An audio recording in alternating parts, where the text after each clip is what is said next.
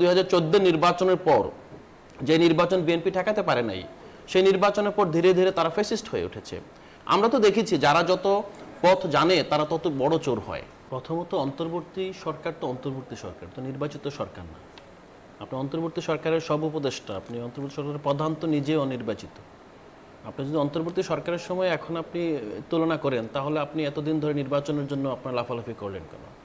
নির্বাচনের পর প্রথম আপনি কি কাজ করলেন? আপনি স্থানীয় সরকারের মাধ্যমে অন্তর্বর্তী সরকার বিশেষ প্রয়োজনে যখন যে একটা অধ্যাদেশ দিয়েছিল যে অপসারিত কাউন্সিলর, অপসারিত যে মেয়র আছে তাদের জায়গায় প্রশাসক বসানো যাবে, অন্তর্বর্তী সরকার নিজে যে কাজটা করে না, একজনকে বসানোর পর যখন দেখছে যে না এটা আসলে সমালোচনার জন্ম দিচ্ছে এবং যাকে বসিয়েছে তিনিও আসলে নদী বিশেষজ্ঞ, উনিও কোনো আপনার বড় রাজনীতিবিদ না মার্কা মারা যে তাকে সবাই চিনবে, কিন্তু আপনি সেই সরকারের অস্ত্রটা কেড়ে নিয়ে আপনি কি করলেন?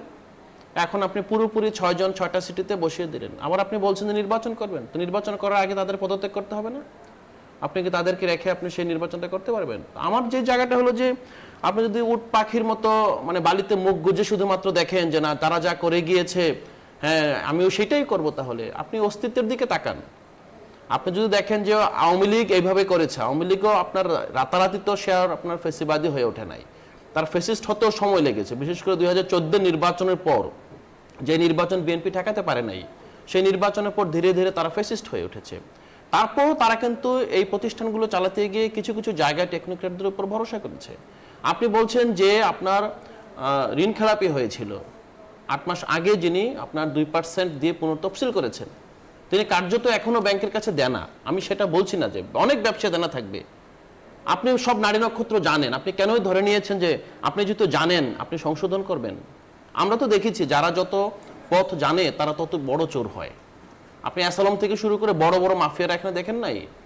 আপনি যাদের উপর আস্থা, আপনি ধরেন এই যে আতিউর রহমান এখন পলাতক কানাডায়, আতিউর রহমানের সময় যে আপনার যেই এই রিজার্ভ চুরি হয়েছিল ভারতীয় কর্মকর্তাদের মাধ্যমে, তারপরে কিন্তু আওয়ামী লীগ দেখেছেন যে আওয়ামী লীগ তাকে ধীরে ধীরে তাকে সরিয়ে তাকে অন্য জায়গায় আপনি রিলিভেন্ট করে রেখেছে, তার কাছে দায়িত্ব সরিয়ে দিয়েছে। আপনি দেখেন প্রতিটা জায়গায় কেন দিয়েছে?